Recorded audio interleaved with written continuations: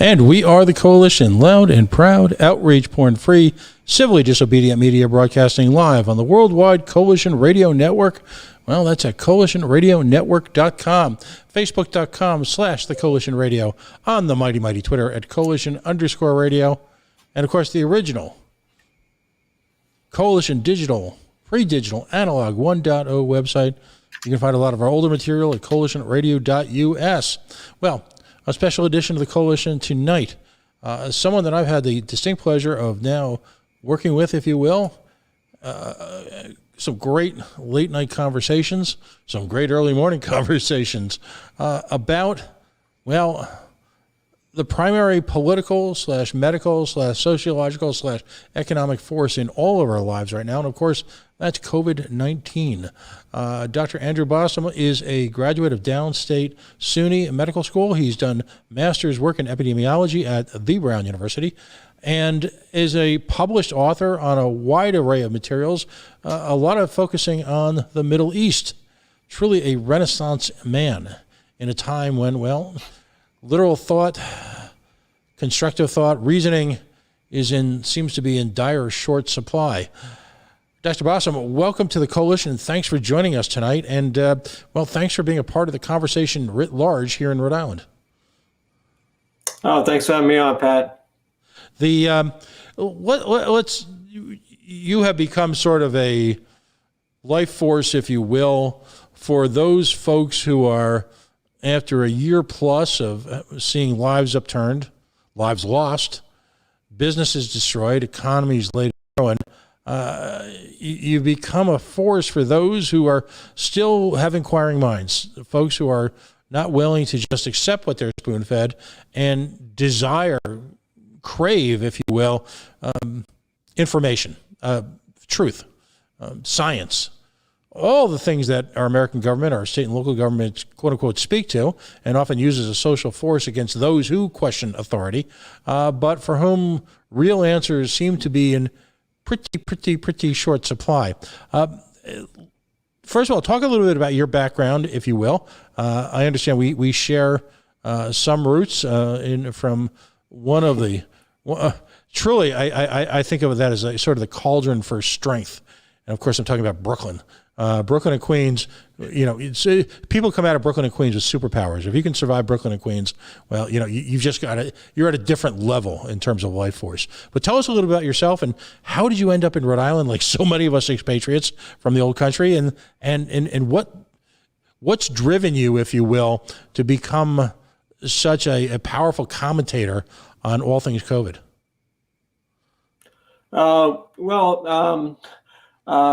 I grew up in Queens. Originally, I was born in Flushing Hospital. We moved to Veterans Co-op in Queens Village. Eventually out to Little Neck, which was very suburban at that point. And when I was out on my own, I moved back to Queens Village. My wife moved in with me. We went to medical school together. We commuted to Downstate from Queens Village,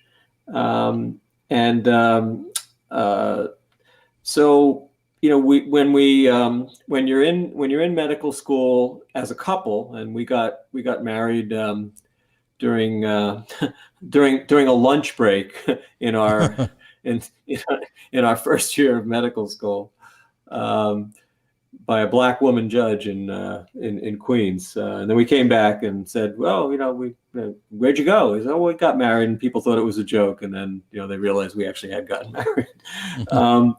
But see, they put you in a couples match. So fast forward a couple of years after that, when we were applying for residency, and we wound up geographically matching together in Rhode Island, and my wife went on to do dermatology, and I did internal medicine. But we matched at Rhode Island Hospital, and we've been here ever since. How do you like Rhode Island? I mean, for some of us, it's particularly in the first few years. I'll use the analogy: strangers in a strange land. And then all of a sudden, one day you're back visiting the old country in New York, and you're driving up Connecticut, and you pass through the magical exit 93 into the behind the curtain, if you will, and you feel this audible / clear sense of relief, and then you realize, my God, I'm one of them. What's it got to be like for someone from the city, the real city, that is?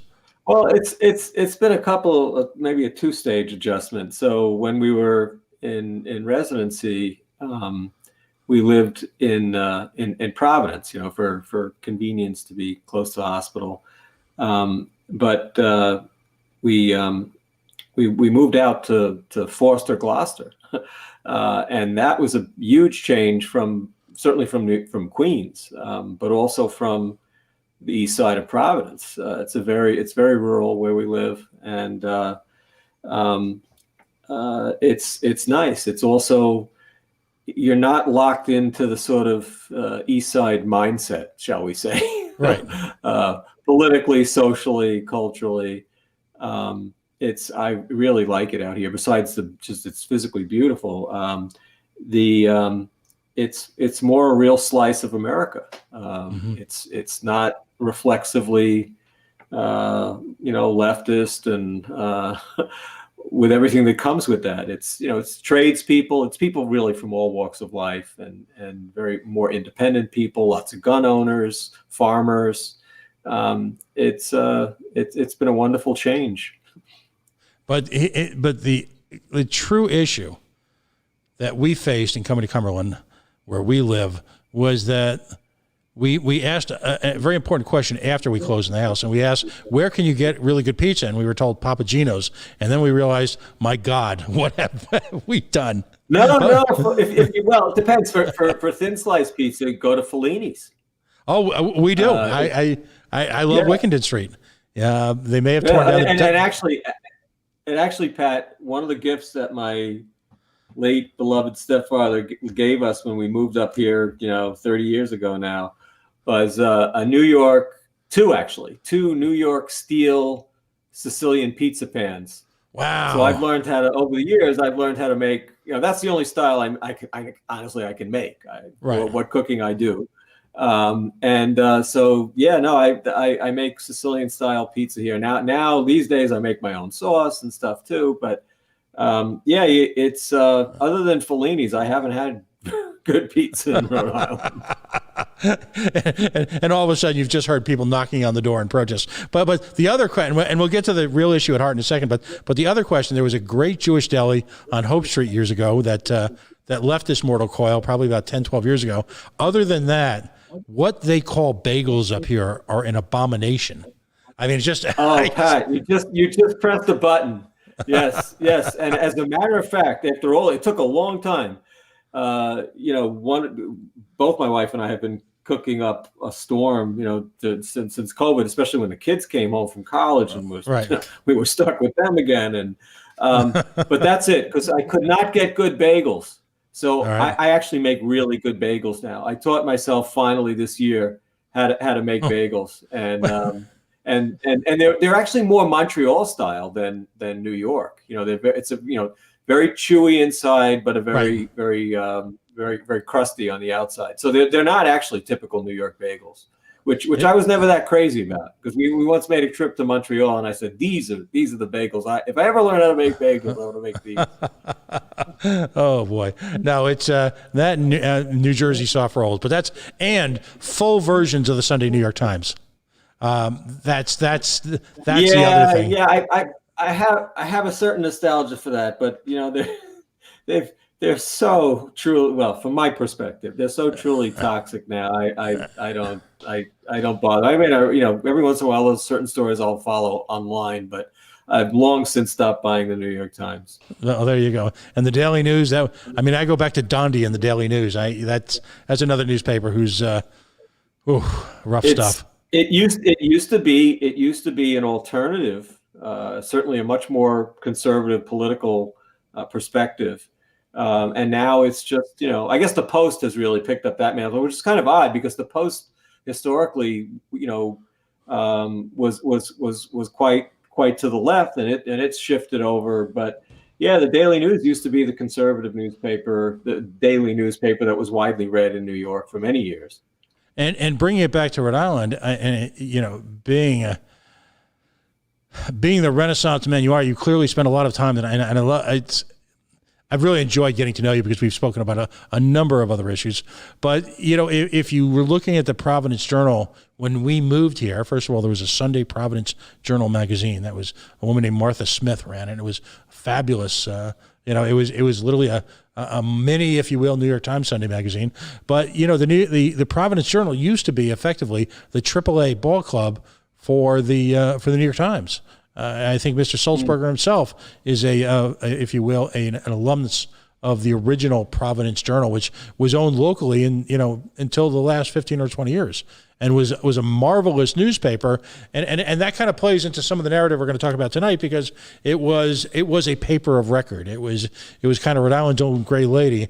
And, I joke about it, but the late, great Vincent A. Buddy Cianci would be referred to. And it's sort of a neat little reflection on this, how words were wordsmithed, if you will, in the Providence Journal. He would be referred to. He would never be called Buddy Cianci. He was Vincent A.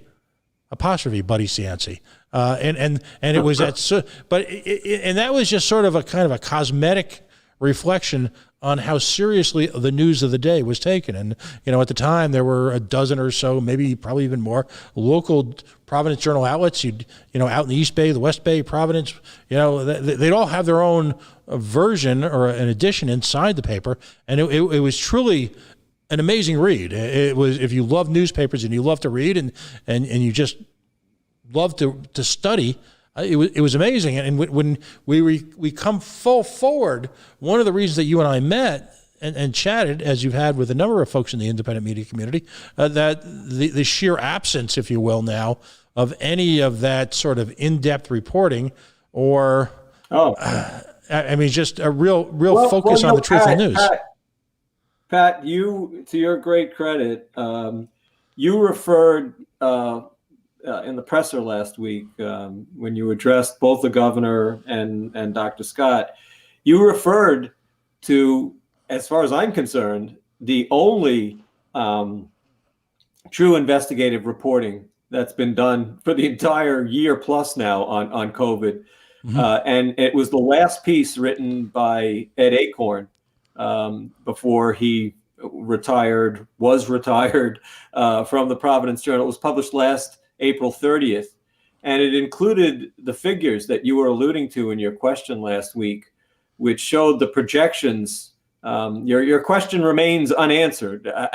Who was responsible for these model results, which were implanted at the Department of Health website for at least a month or so, and they predicted between 2,250 and 4,300 patients would be hospitalized with COVID at peak census, which was going to happen roughly by the end of April last year, or by May 3rd. And you asked the appropriate question. But by the way, the peak census was 375 on April 28th. And Ed Acorn investigated all this, and he found that the models were put together by some still mysterious group between the Department of Health and Brown University, and I'm assuming the epidemiologists and statisticians over there. And your question was just brushed off and never answered. Like, who specifically was responsible for predicting 6 to 11-fold more patients, which is really overrunning the hospitals was why we were ostensibly locked down, and we never came close to these projections. And my concern is that these are the same people, unnamed, that are going to be modeling us out, so to speak, to lift these restrictions. And if you heard Governor McKee's interview this morning with Tara Granahan on WPRO, he won't give an answer. Although at the same time, Pat, this is what's so ironic about all this. He's very gung ho now, and to his credit, to dismantle the overflow facility at the convention center. And that by definition, Pat, means the emergency is clearly over. If he's doing that, it's clearly over, and yet he won't relinquish the emergency powers. And we don't have any metrics as to what will actually get us out. We've been hovering at the same low rate of infections for almost 2 months now, and they keep raising what I and many others now call panic pornography about are there going to be COVID variants that are going to afflict us. They never cite lots of reassuring information about one of these variants, which is the B117 variant, which became the predominant variant in the UK. And by the way, Pat, just tonight, the Telegraph, I guess what used to be called the London Telegraph, now it's just called the Telegraph, ran a lead story that they're announcing by Monday. They project that Britain will have reached, the UK will have reached herd immunity. Over 73% of the population will have some form of immunity, much of it naturally acquired immunity from infections, also the extensive amount of vaccination that they've done, and that's in the teeth of the UK variant becoming the overwhelmingly predominant variant there. We also have the state of Texas, where I just checked. There are virologists that have put together websites that will chronicle the impact of the variants that are out there. And Texas is about 60% now UK variant. Well, they're wide open, and they're doing very well. You just saw the crowds for the opening of the Texas Rangers baseball season. Their hospitalizations are way down. Even their infection rates are down. Their deaths are way down. And that's, again, in the teeth of having 60% convert from the original, if you want to call it the native or Wuhan strain, to the much feared B117 variant.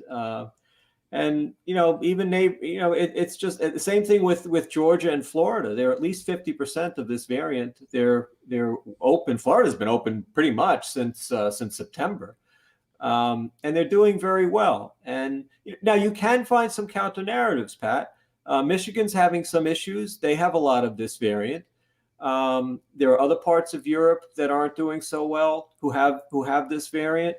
But you have to balance that out with the overall picture, which shows a lot of reassuring data.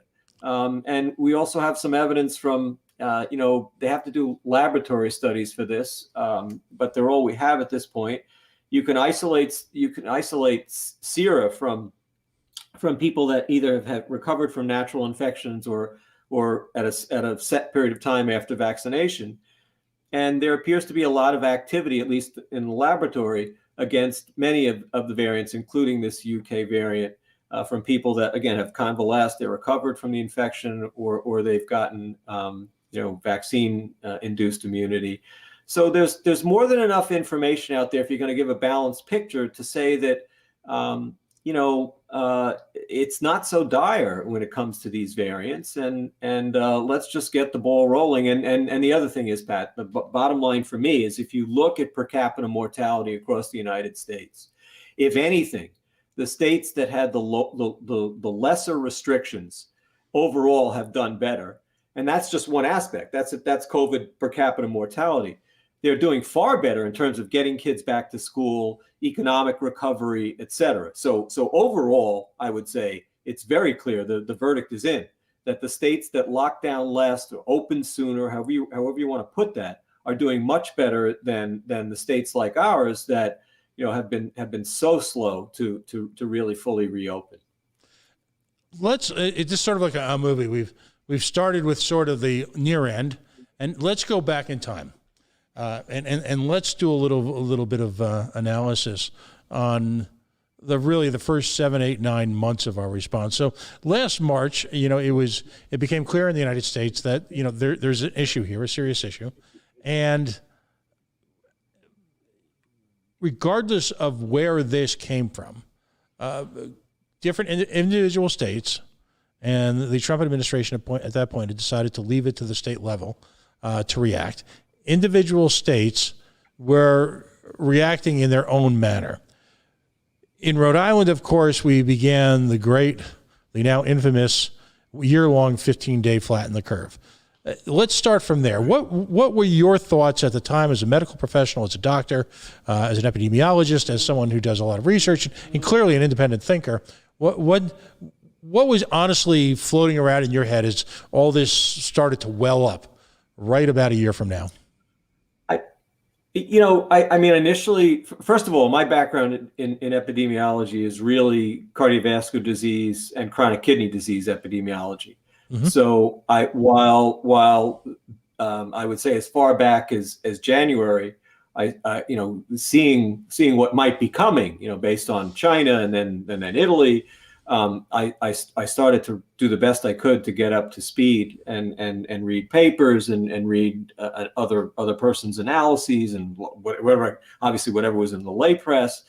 I didn't have a very good sense, except perhaps for one insight, which I think still holds. Do you recall the cruise ship, the Diamond Princess, mm-hmm. which had a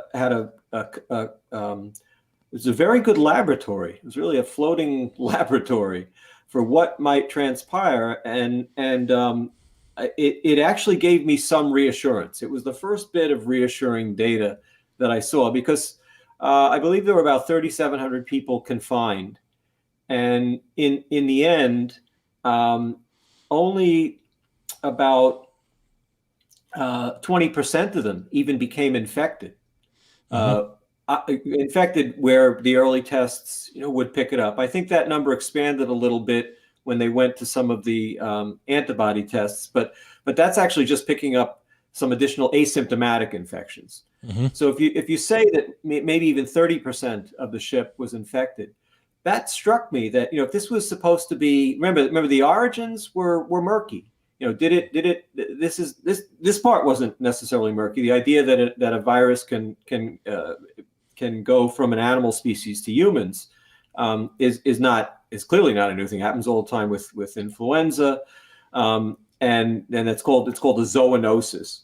But here there was this possibility that could this have been a genetically re-engineered virus used for chemical warfare, the Wuhan lab, or were they just studying these bat coronaviruses and did they escape from the lab? And but so there was a lot of mystery and fear, I think, because of the unknown origins. But what the ship said was that, well, it's kind of behaving like a virus.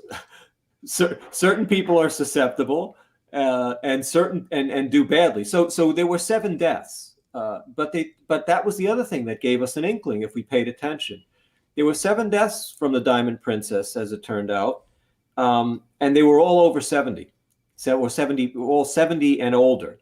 No one under 70 died, and that would become a quick theme.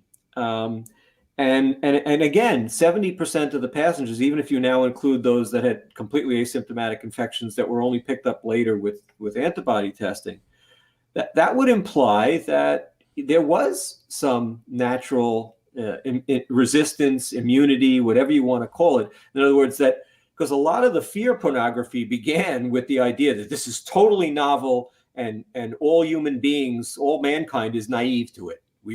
They've never seen anything like this before, and therefore it could be cataclysmic. And again, if you step back and looked at what happened on this very closed environment, where they even if they started doing some preventive measures after the fact, everyone was exposed, Pat. I mean, you're on a cruise ship, right. Everyone was exposed. So I found that actually rather reassuring, and then. When even in New York, which was so hard hit, if you recall, it was still, and then with some very bad decision making on the part of the governor, it was still largely confined to frail elderly, particularly institutionalized elderly, in terms of the worst of the worst, right. And that's really what had played out in Italy too. So I guess it's kind of a long-winded way of saying that and not that the elderly are disposable, but there was a large swath of the population that appeared to be at lesser risk for at least the truly catastrophic outcomes, ICU hospitalization and death. And then, obviously people less than 70 could get the disease too, and there's been a mortality and severe disease in that population. But overwhelmingly, and then I learned historically, this was a disease of the elderly. And historically, there actually had been, this is really a fascinating story, which I only learned some months later.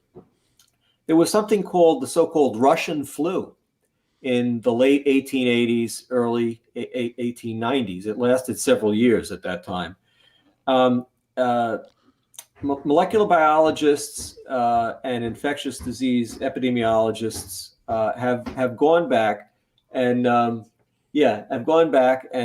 traced it to actually a zoonosis that jumped from cows to humans at that point.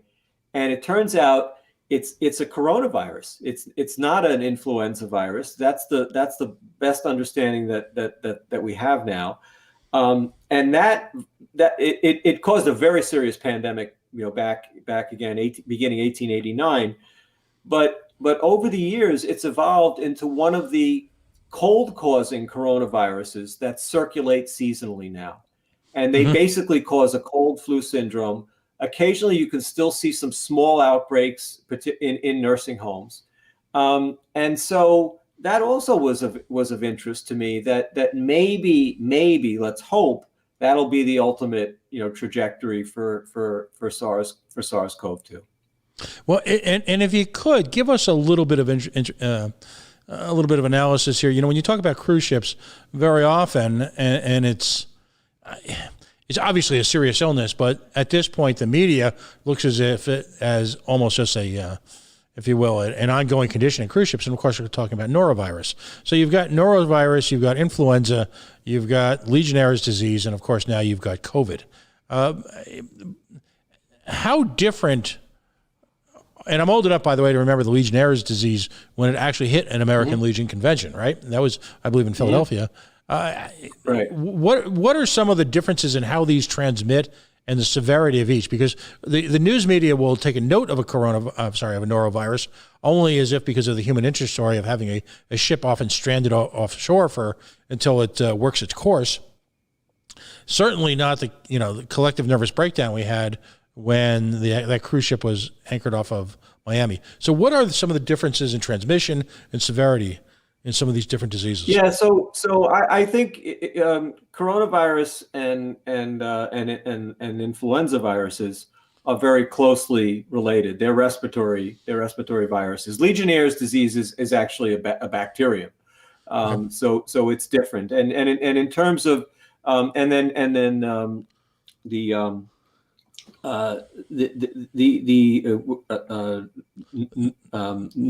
it the Norwalk virus or the norovirus?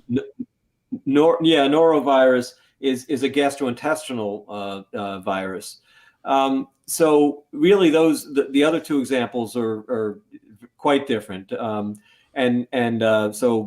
typically, gastrointestinal viruses, it's fecal oral transmission, not airborne aerosols. The Legionnaire's was eventually traced back to infected water supply. It's a very serious but less transmissible kind of illness, but there's a good class of antibiotics that can be used to treat it.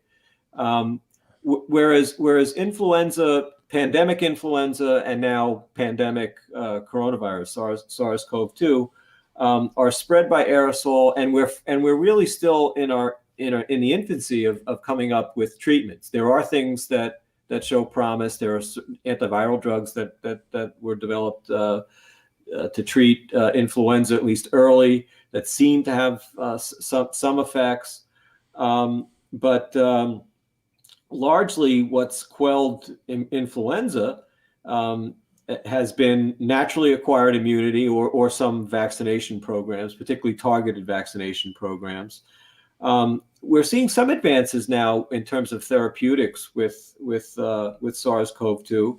There are monoclonal antibody therapies that are showing some promise. There's a lot of work in the developing world, and increasingly now, sort of having to be, led and beaten over the head with some successes in the third world. Of course, there was the whole hydroxychloroquine debacle, and as far as I'm concerned, there may actually still be some use for it, in limited outpatient use, very early treatment, particularly if other things aren't available. But there's also another antiparasitic drug which is showing a lot of promise, more promise, I think, than hydroxychloroquine really ever showed, and that's ivermectin. But it's really bizarre, Pat, the resistance to it. I'm not a conspiracist, so I don't get into any of that, but it's just very strange to me. There's a body of small randomized controlled trials which are showing some promise for ivermectin, and developing countries have employed it extensively. It's uncontrolled evidence, so it's hard to tease it all out. But it looks like it's having an effect. So I hope this sorts itself out, quickly. I think finally there's a big clinical trials unit at Oxford University. I had read that they're actually begun a trial of ivermectin to sort of follow up on some of these smaller randomized trials. The monoclonal antibodies that both Lilly and Regeneron have developed have looked very promising as early treatments. And now we have the mass administration of vaccines. So those are all, I think they're all promising. My personal opinion is that I'd like to see the vaccines more targeted, and the issue is now coming up. You and I have discussed this privately. The issue is now coming up of mandating vaccines for young people, and I take great objection to that. I don't. First of all the vaccines that are available, they're different. The two major platforms now are the mRNA vaccines and the adenovirus vector vaccines. These are all brand new platforms. These are not the old, what we got as children, either live attenuated viruses or deactivated viruses. These are new ways to deliver vaccines that are, and that's why the vaccines now are EUA, experimental use applications, because they haven't had enough time simply to be observed in human populations, not just for short-term efficacy in terms of preventing infections, but for safety. So to me, they should be carefully targeted towards the truly high risk. Obviously, that's not the policy that most are following. So it gives me some concern. But I really do draw a line at the young people, because college age and younger. This disease has turned out to be more benign, mercifully, even than seasonal flu, let alone pandemic flu. And so I think you really, and a lot of kids have been infected. And so they have a naturally acquired immunity. So when you hear, Roger Williams and now Brown mandating vaccination in the fall, where given the usual timetable for when these vaccines will be formally approved by the FDA, we're only about halfway through that process. It's usually at minimum a 2-year process. So I have real concerns about doing this, vaccinating the lowest of the low risk populations in a mandatory manner, and also we're operating in a void, which could be of evidence. To his great credit, WPRO's Matt Allen, after the Roger Williams announcement, finally got them to provide him some information about not just the number of infections, but the number of hospitalizations at Roger Williams. And Pat, lo and behold, it turned out I went to their, a lot of most universities now have what's called a COVID data dashboard, and you could see there were close to 200 infections that had occurred in among the students. And Matt found out, got an email that there were zero hospitalizations, Right. zero hospitalizations. And so again, if this were something that affected that population more severely, and if it were a vaccine that had been out longer in terms of long-term potential effects, that would be a different question. But when you're working with what's essentially an experimental vaccine still at this point, and you're now targeting the lowest risk population, I think that should be purely voluntary. It should not be. It should not be mandated. Well, and clearly, as so often happens, crises develop, if you will, new and yet to be determined results in terms of our civil liberties. The technology has always pushed the tests of our civil liberties and the incidents long before thoughtful people have gotten together and analyzed potential issues. Let's say some urban myths and legends here, and get into a little analysis. One of the things that's always perplexed me is this: when you and I joked about, well, we each have roots in Brooklyn, and so to see the impact be so severe in New York City, when you've got very similar living conditions, if you will, in the urban core here in Providence, Central Falls, Pawtucket, West Warwick, the eastern sort of core of the state is shockingly urban when compared to, say, out the western part of the state, a mere 10 miles away.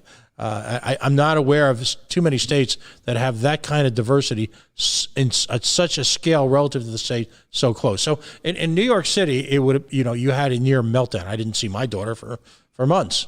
Right.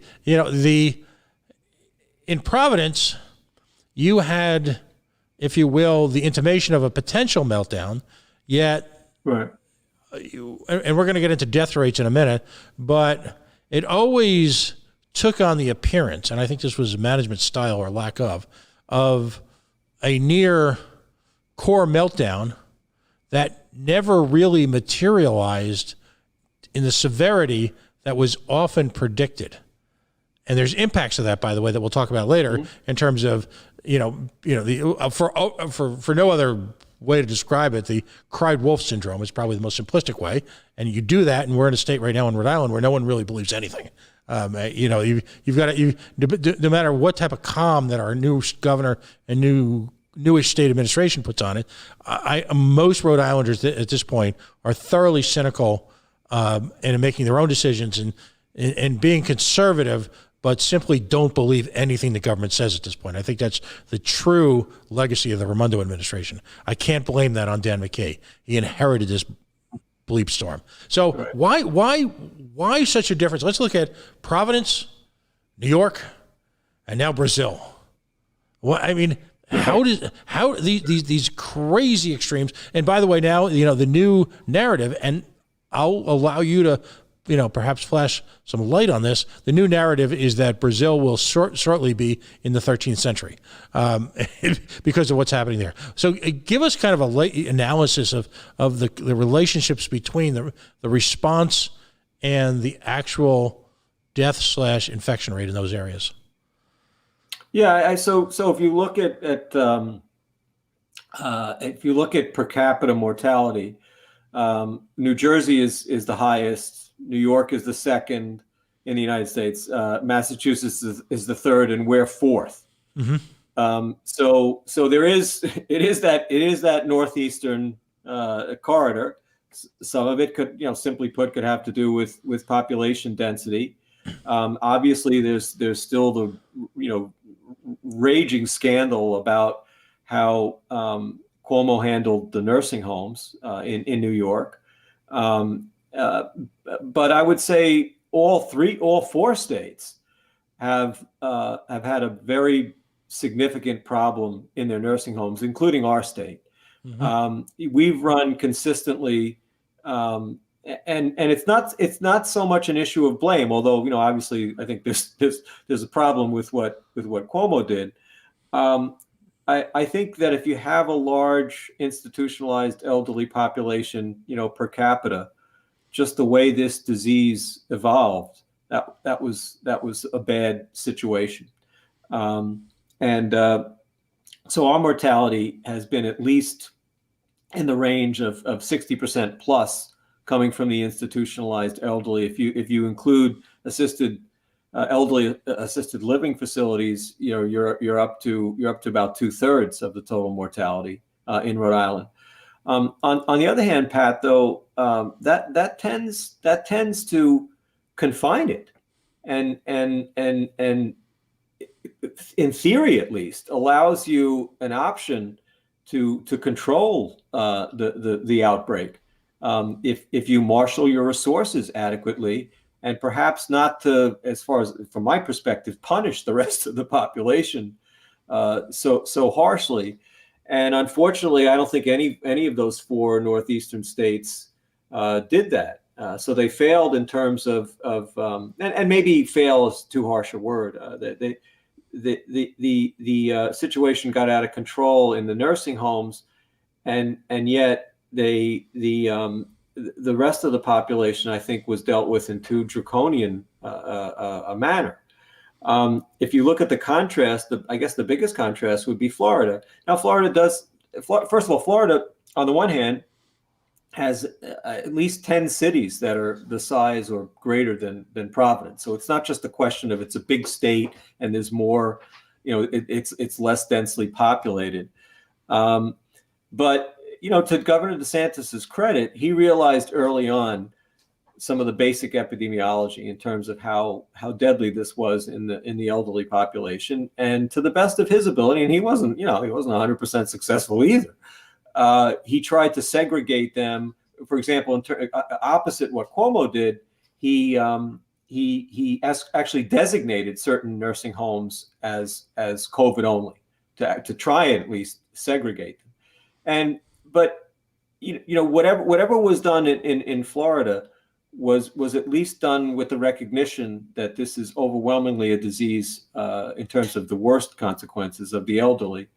And I don't know why, but in the other, these northeastern states which had higher per capita mortality, I think Florida, last I looked, is about 27th in the country compared to the top four in the Northeast. We just didn't react in that way, and I think that's the biggest failing. And then on top of that, what Florida and Texas wound up doing was, Florida to the greatest extent, I would say, other than maybe South Dakota, which has a smaller population and is much more open.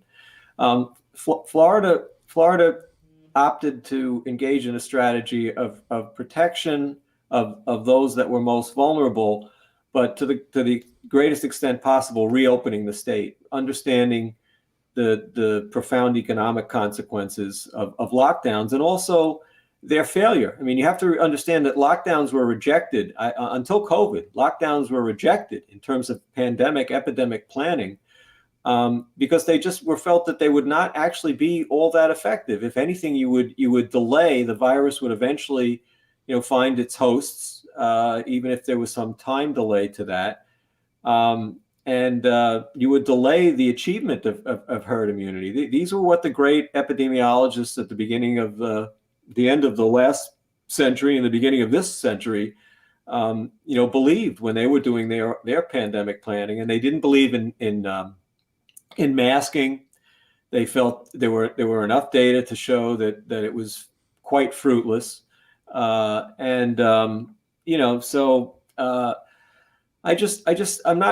not clear to me how the current paradigm just captured and took over the narrative and became enforced. And what's sadder still is that you see there are some outstanding epidemiologists, Jay Bhattacharya from Stanford and Martin Kulldorff from Harvard and Sunitra Gupta from Oxford, and they have tried to argue for this, much more limited strategy relative to harsh lockdowns of allowing the working age populations to circulate develop herd immunity and do the best you could to protect those who were truly vulnerable. And they're demonized still to this day, even though, as far as I'm concerned, looking at things empirically, they've been shown to be correct. So it's just hard to understand how these narratives, despite the evidence, still remain in place. But in terms of what's happened in Rhode Island and going forward, I actually think we're in a pretty good place now. That we should be reopening much more than we have, Pat. Mm-hmm. I think we had this big wave, the second wave of infections, but the silver lining to that is that it generates a lot of natural immunity. Mm-hmm. We also have, I could see, I have it written down here.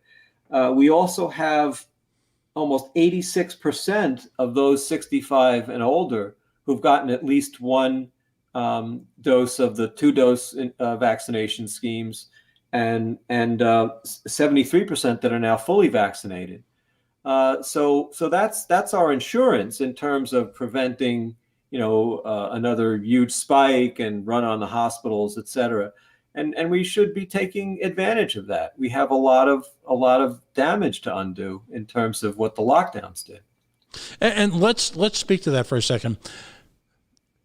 In your professional opinion, and given the research you've done and the peers you've spoken with, the economic lockdown of Rhode Island, did it have any material impact, in your opinion, on the actual rate of transmission of the disease?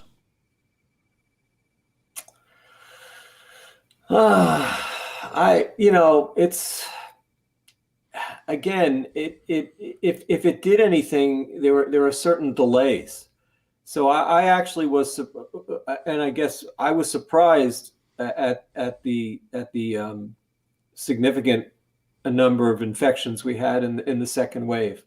Now, mercifully, a lot of them were not serious infections that required hospitalizations and worse, ICU and death.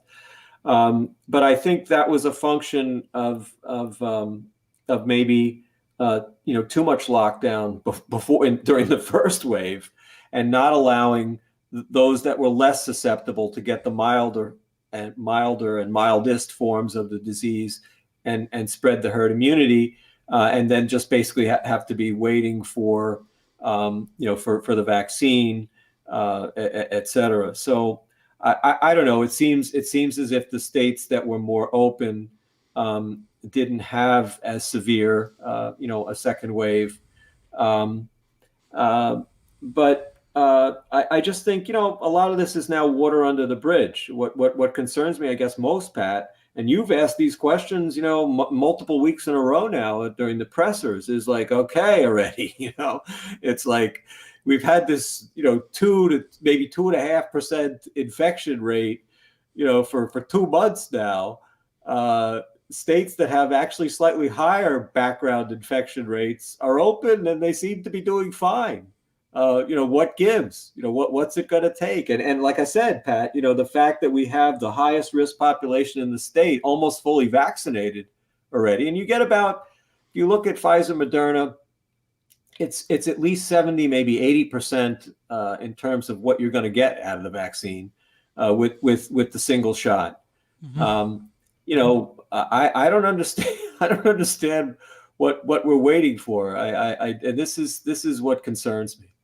Well, for a lot of people, what's confounding them is, first of all, if an authority figure, if in your life you have tremendous respect for authority figures, when authority figures appear to be in control of the situation and appear to deliver a message that you'll be safe as long as you do what I say, and then right, mix that with the confounding equation that somehow people being exposed at the level that existed over the last 5 or 6 months would actually, in the short term, spike some numbers, but in the long term would create this quote-unquote herd immunity, would create a level of immunity out in society, is confounding to them. because, on one hand, the authority figures are saying, stay inside, lock the doors, close the windows, put wet cloths around the windows, wear a mask inside. I mean, there was a point in time when the governor of the state of Rhode Island was advocating that even in the quote-unquote pods, if you will, that no one had paid attention to, by the way, in public education. I have that on numerous teachers' firsthand testimony. But at home, there was actually for a week a narrative that existed that, for example, in my case at the time, we had 3 of us living at home, that you should be wearing masks amongst the 3 of you in your home. Oh, remember those? I mean, there was this hideous cartoon that they published around Thanksgiving about the socially distanced and masked Thanksgiving that you were supposed to have, even with with your family, and then God forbid you had a few people over as guests. And by the way, if you look at what was going on, Pat, before Thanksgiving, we had already taken, the genie was out of the bottle. We were already taking off in what turned out to be a big infection wave. So you can't really say it's because of how people socialized during the holiday season. We were on the very steep part of the curve before Thanksgiving and before Christmas. It's just not true. And there's a seasonality effect to that SARS is following, like other coronaviruses and like influenza. Mm-hmm. There are things that are largely, one of the most striking things that I remember reading about was it couldn't be, it's still not clearly understood to this day, but the far worse, 20, 30 times worse, 1918 influenza pandemic actually spiked almost simultaneously on both sides of the Atlantic, here and in Europe. And, it doesn't, I mean, theoretically, maybe it had something to do with the jet stream. I mean, that's so you got to wear a mask to protect you, from something that's transatlantic. And by the way, masks failed during the 1918 pandemic. There was a very poignant mea culpa written by a microbiologist who also served as a public health official in Northern California.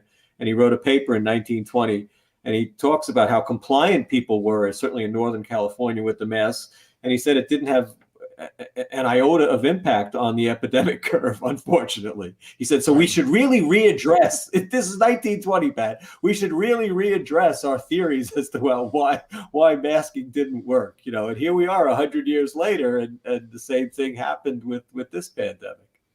Well, in addition to herd immunity, there's also the concept of herd behavior. We live in a country right now where there is an entire segment of society that is willing to condemn people who simply don't react to government dogma in the manner that they do. And their ability to condemn people in the fullest sense, by the way. I mean, you've now got the legitimate onset, if you will, of inoculation shaming. You've got the legitimate concept of mass shaming. You've got How about going to a baseball game shaming? That, I mean, you can look at the pictures out of Arlington Stadium, and the morons in Texas have just created a super spreader event. Or look at what happened when Tom Brady had the temerity to take his mask off and celebrate the Super Bowl victory. That he was going to cause an outbreak that was going to affect all of the Tampa environs, and of course, none of this happened. Or the fact that a few thousand bikers get together somewhere in the Midwest, right. And that was vile. That was truly vile. That was truly vile because serious analyses of that showed that it was a bunch of crap. It really had. There was nothing that could be traced there in any way that was a so-called super spreader event. Right. I used to joke that there were 2 types of people who could predict incredibly dire circumstances or predict or advocate for an incredible expenditures of money, and then the next day there would be a collective amnesia. And those, of course, were weather forecasters. I don't remember the last time anyone went back over a year's history of any of the fine folks at Channel 10 or 12 and said, okay, this is what you predicted. This is what happened. People who, come out with these incredible bond issues who say it's going to be spent for this, this, and this, and we never hear from it again. And now, of course, there are people who make prognostications with respect to, a pandemic, quote unquote, a dreaded disease, and who are public policy follows them. And yet when, I'll date myself here, when the great Rosanna Dana, what was her line? It was the other character she played. Never mind. There's an awful lot of that going on. Or Yogi Berra, Yogi Berra's advice. I never make predictions, especially about the future. Yeah. It's just. But it's we've now got a culture of shaming based on prognostications that have been almost criminally wrong at every level. And that's why I look at the situation in Rhode Island and I see lives ruined, absolutely ruined. Yeah. And I've never taken this disease lightly, by the way, for anyone who listens to this in the future. I've always been very careful. I'm in that dynamic in terms of people that it could wipe out. I just am. And so, I guess Pat, I guess the real issue is like I said, all right, let's let bygones be bygones. Everybody made mistakes, whether they predicted things that were too severe or too mild, at various points in the past year. I was actually, mea culpa. I didn't think that we were going to see as big a spike in infections as we saw, with the second wave. I still think everything, when you fully account for everything, I still think the first wave was worse, even though by certain measures, the second wave, looks harsher. I think that's a function of the absurd amount of testing that was done and how that filters into the system. Once there's a label of COVID, even in the absence of a real clinical diagnosis, just a positive test, too many things carry through the system. But that's a separate issue. But still, I admit I didn't expect that many infections in the fall. I guess I had underestimated. I thought more infections had spread in the spring, and there was a higher level of natural immunity. But at any rate, here we are now. And again, what concerns me and what's concerned you, obviously, at the last month's worth or so of press conferences, is that we're looking at states that are open and wide open. Florida, South Dakota have been open for a long time. Both of them are doing better than we are doing. Florida, considerably better. Texas, our second largest state, considerably better. What are we waiting for? I don't understand it. Well, and with respect to the second spike, the first spike we weren't prepared for. We had no idea what we were really dealing with, on a societal level at least. On the second spike, there was a considerable concession by society adhering to every single safety aspect prescribed to them by federal, state, and local governments. And Pat, you pointed out the survey data right as we were really taking off in November. And again, this was before Thanksgiving. You pointed out that Rhode Island was the most mask compliant state in the entire United States, at 96% mask compliance. Right. As things took off. Right. And there was a day where arguably you could say that we were the most mask compliant state, if there was a state whose hands, the new state image could be a hands rubbed raw from pure alcohol and being set on fire, that coincided with also, there was a day in American history where Rhode Island beat Serbia for our infection rate. Well, right. And Pat, just within the last couple of days, laughing, which I didn't think was very funny, Dr. Jha mentioned, "Oh yes, the CDC has now decided that since it's not really spread by fomites but contact, etc. We can ease up on the compulsive cleaning and things like that have driven restaurant owners and everybody else, frankly, store owners crazy. Right. Just as if it's a joke. It's not a joke. Just like the models that they gave us are not a joke. I mean, these are things that will have to be addressed. But again, I'm willing to let bygones be bygones. What are we going to do to reopen the state, to get rid of this useless mask mandate?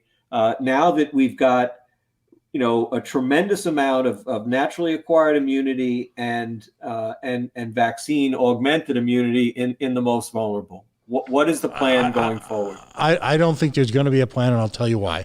First of all, a woman by the name of Liz Tanner, who is one of those nameless, shapeless, selfless, non-existent. In former Soviet Union, they called them apparatchiks, right?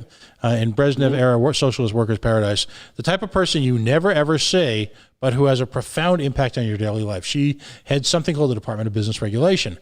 3 initials that now strike perhaps greater fear into the average Rhode Islander businessman or woman than the other 3, which are IRS. And this is if you will, the repository of all things knowledgeable. We put up a video yesterday, a minute-long video clip, if you will, exercised in its entirety, not edited, from a meeting she had with the mayor of East Providence and the chief of staff for our Governor Dan McKay. And when asked about by an individual on the Zoom meeting whether or not at some of the events that were coming in the spring, if all parties have been inoculated, that whether or not they could go maskless. And you could see the inner, if you will, middle school principal in her come out and say, well, no, we are going to be masking for a considerable amount of time going forward. And now add that you to saw that from Governor McKee today, Pat. I mean, in his interview with Tara Granahan, he mentioned already, without knowing what's going to be, that the kids will be going back to school in the fall, K through 12. I'm assuming he's meant in masks, and probably at the universities too. I mean, Roger Williams, in addition to mandating the vaccine, in the print story that was at WPRI, they talked about that they're going to continue their social distancing and mask mandates. I mean, this really, you begin to see that the discussion, and actually the original words do actually come from Davos and places like that. The Great Reset, is apparently real. This is the way things are going to be. Right. Unless people fight it. Right. They're talking about you'll hear music in Newport this summer. No. If in fact you combine herd immunity with a disproportionately high vaccination rate, then prove to me, before you continue to impose limitations on the small business community, prove to me what the science is underlying. Last week we went from 6 people at a table to 8 people at a table. Maybe it was 8 to 10. Right. Who knows at this point? I call it COVID porn. And I asked the question, where is the science underlying the move between the two? And I had a moment, kind of throw a flashback to my childhood, and I'm talking about those. Remember, once you can only see the Charlie Brown specials once a year, and when what would the parents say when in a Charlie Brown special? Wah wah wah wah wah wah. That's what I got. And yet, here's the biggest frustration of all, Doctor. I ask these questions, and they look upon me as if I'm a science denier, as if I'm a doubter, as if my next step is to propose leeches, when in fact they're the ones peddling the lies.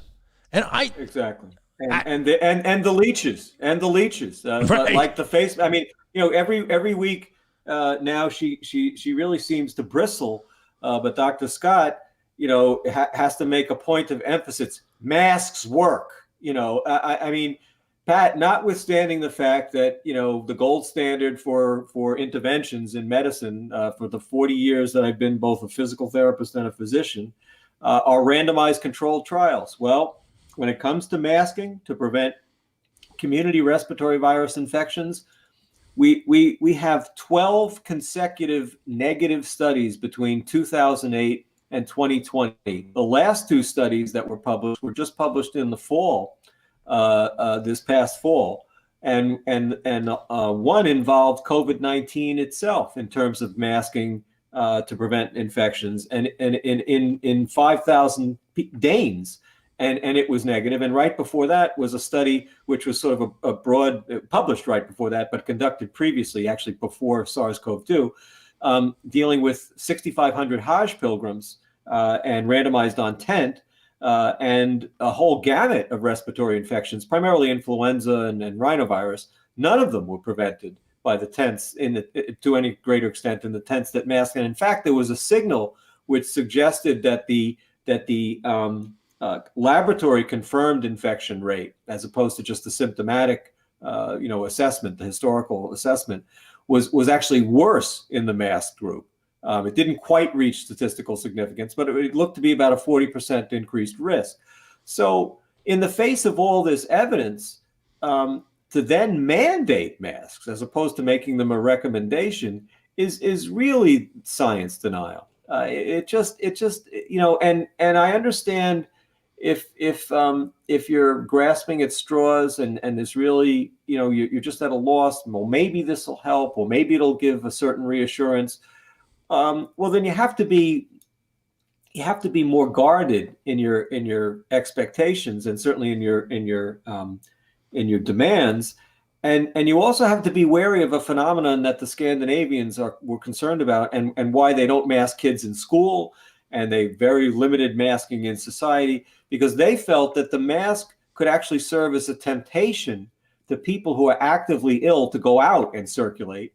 When the most important thing to do, since the infection is spread by symptomatic people, this whole idea of asymptomatic spread is additional nonsense. The public health officials in Scandinavia were pretty concerned that masking would encourage sick people to circulate in the population and make matters worse. So there's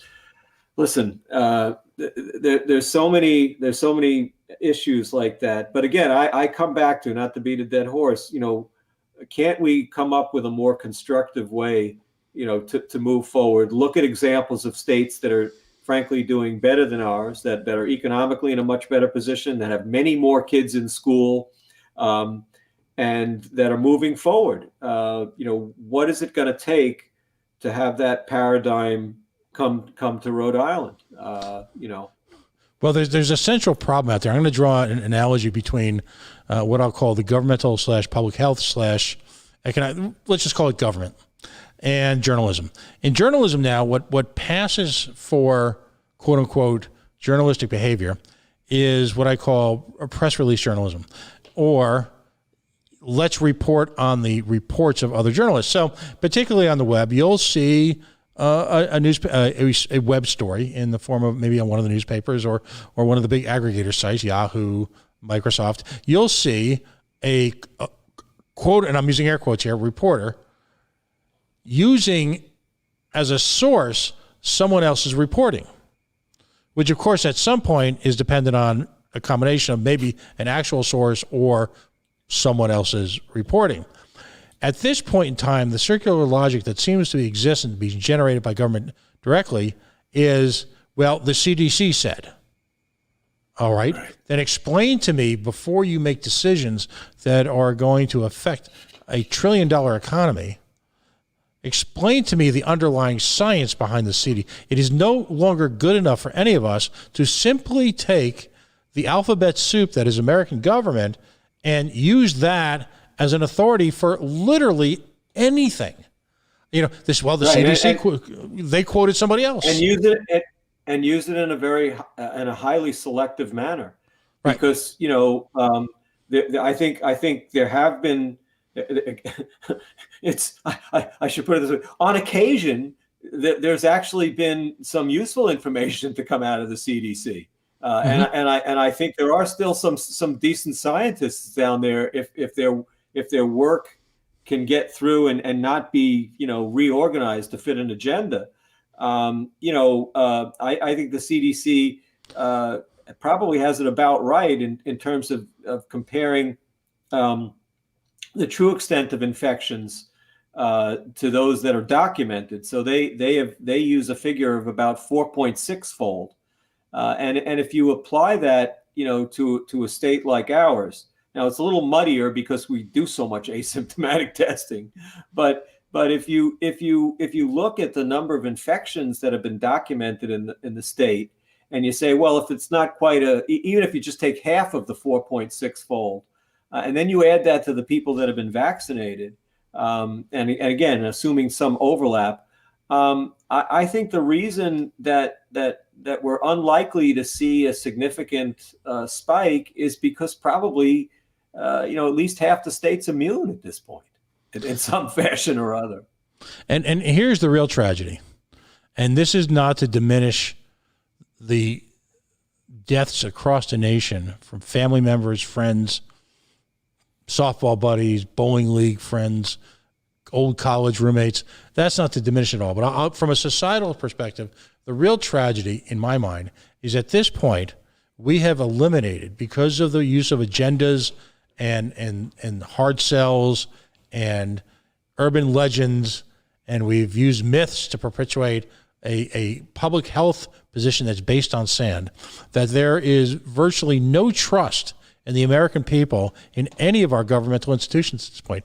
Frankly, no one knows what to believe, because for many of us who are, say, our age, you and I are generally in the same age bracket, all right, we grew up in an environment where government was there to help. We were the children of World War II veterans. There was a nobility attached to it, and science was very much respected, and there were, if you were, checks and balances in the scientific world that prevented this sort of, I don't even know what you call it, massaging of information. Let's keep it a family show, right? Right. Massaging of information. And so, as someone, I'm not a scientist, I'm not an expert, I just simply play one on the radio, right? As someone who looks to truth, not public relations, I don't know where to turn anymore. I trust you. I've got a handful of other friends I consider subject matter experts, but when in the bigger picture, who the hell are you going to believe anymore? Yeah, I think you're. I think we're quickly moving to the point where we gotta trust your own lying eyes. I mean, don't rely too much on me either. I mean, I think people have to. Well, and that's why, one of the things that the state has done, it's been a process. The Department of Health. One of the things I do respect about the Department of Health, as much as I've disagreed with so much of what they've done, they actually provide a lot of resources on that website, Pat.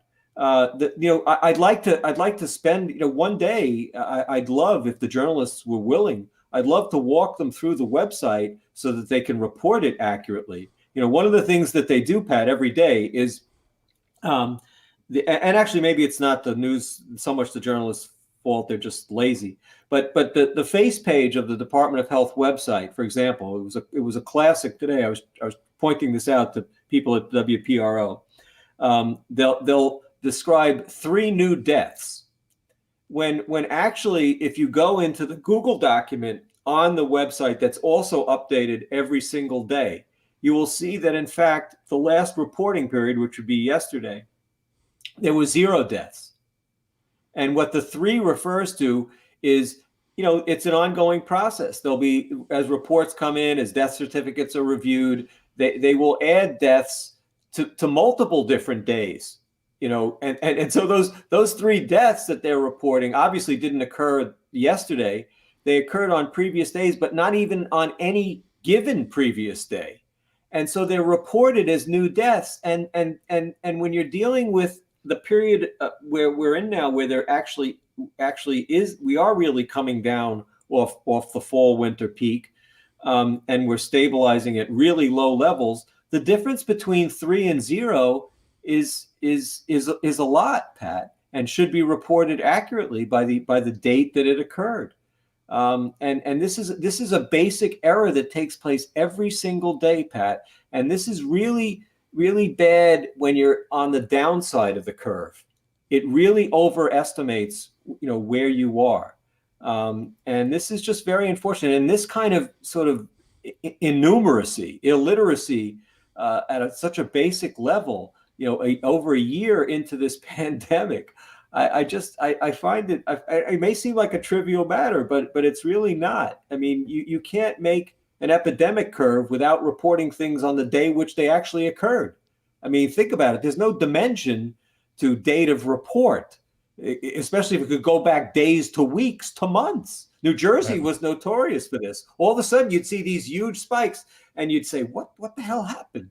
Oh, well, we're reporting things from the first wave. In the second wave, we finally adjudicated these deaths at home or whatever they were, from the first wave. But we just got that information today, so we're dumping it into the system today. I mean, and reporters should know this. Certainly, reporters that and the guys, even the guys that read the news, today there were 3 new deaths, and what is the public to think? Well, 3 people died yesterday, when in fact no one, thank God, died the previous day. Right.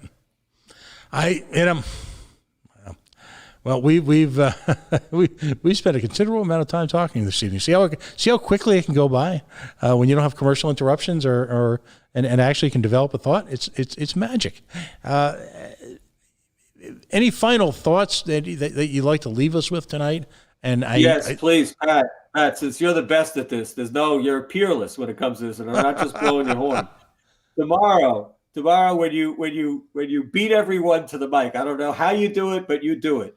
You really, this is an important issue for young people who this has been one of God's mercies to us with this whole last year, is that young people do really well with this, and you've got to ask what is the basis for even allowing, especially with an experimental vaccine, universities to mandate that kids have to be vaccinated before they come back to the campus. Remind everyone, including the governor and Dr. Scott, that it's an experimental, use application, that the emergency use application for basically what's an experimental vaccine till we know more about it. Right. And what is the situation, Pat? The data that's not out there. I calculated that there's at least 4,000 positive tests at only 6 of Rhode Island's universities and colleges since the fall. What are the number of hospitalizations of these kids? You've got at least 4,000 that tested positive. Maybe there's something that I'm missing, that others are missing, but tell us how many of them have been hospitalized. And if there's one particular campus maybe where things appear to have been worse, URI or Providence or whatever it was, maybe they had a cluster of hospitalizations. But something's got to justify mass vaccination of this very, very low risk population, and people in the state would be reassured if it turns out that we had about 4,500 positive tests among students since last summer or the beginning. But, only 2 kids, thank God, wound up in the hospital. And they wound up getting hydration because they were dehydrated from high fevers. And then the parents would say, whoa, wait a minute. I'm not so sure I want my kid vaccinated with an experimental vaccine to prevent that so-called outcome. Well, all you need to know about university priorities is the fact that in many places, NCAA football, because of the sheer importance of money to universities, was allowed to happen at a time when the rest of the campus was having a collective nervous breakdown, talking about things like mandatory masking and enforced vaccinations. That's all you need to know about their priorities. And in fact, because of a breakout on the University of Rhode Island team football, it was reported this evening that they've ended their football schedule. Spring football schedule. So I know, but Pat, there's a follow-up to that. Even that point is like, okay, I'm sorry some of these kids tested positive. A, how are they doing? Right. And B, let's see in a week from now, or certainly by 2 weeks from now, was a single one of these kids hospitalized? Did anyone even go to the emergency room to get rehydrated because they had high fevers, like happens every year with flu? I mean, we don't disrupt these kids' lives for each flu season. Although maybe that's what we're going to be doing from now on. I have no idea anymore. But these fundamental questions: how many of these college kids wound up in the hospital from the thousands who tested positive? Was it a handful, as I suspect, maybe even none? And this is such critical information, and they never share this information with us, Pat. Never. Right. No, because we are, well, not you, but folks like me are the great unwashed, and it's far easier to give me those discerning, sort of disgusted glances as I question the new Bible, of course, the new dogma, thou shalt. God, even with her mask on, you could see the furrows in Dr. Scott's forehead. I guess she hasn't had any Botox yet. She when you're questioning her, it's and of course when she takes the mask off, you can see the full disgust. Well, no, it's I think I prefer the word loathing, and I'm 5 feet away. You're watching on a camera. But what is it? The new 10 Commandments: Thou shalt wash their hands. Thou shalt wear a mask. Thou shalt random test. Thou shalt inoculate. Jesus. Right. I don't know what. Well, I think this is the beginning of a long conversation. I certainly appreciate you spending all this time with us tonight. We're going to put this. This was recorded this evening. We're going to get this out on the web tomorrow into prime time. And there's a lot of people out there looking for truths, and it's amazing how the human spirit can coalesce and work towards great things when they are given at least a semblance of the truth. And Americans were made to understand at some level the challenges they faced during World War II. And Americans responded in ways that are incomprehensible when looking at today's society. Right. Here we are with a situation that's being purported to be that same sort of existential crisis. And yet at the same time, we can't get those fundamental truths. And I would just close out tonight by saying that ultimately the way to rally people, and I've asked Gina this a half a dozen times, I've asked the current governor this, is to simply not put out a date certain. I get that. All right. I understand that. But simply a set of conditions to which, once met, will result in the ending of the unconstitutional executive order, the quote unquote reopening of our economy. I can't believe I still have to say that I need government to let me work, or reopen our government. And that ultimately months ago would have steeled the resolve, I believe, in most Rhode Islanders to meet that goal as quickly and as humanly possible. And the notion that we are more than a year out and that we don't have that is, to me, criminal. Well, it's in the end, it's also confusing because he's, as Governor McKee said today to Tara Granahan, he wants the overflow facility dismantled. So obviously, It's not an emergency anymore, Pat. That defines it, really. I mean, to an ordinary person like me, it does. Well, I just, and on this note, interestingly enough, a few months ago, maybe it seems like a month or two ago, I asked the doctor at what point in time what our capital expenditures were on the overflow hospitals, and I didn't expect her to have it down to the dollar. In fact, I even asked her for a ballpark figure. She actually had no idea. Her press officer had to relate to her and then ultimately send me the numbers.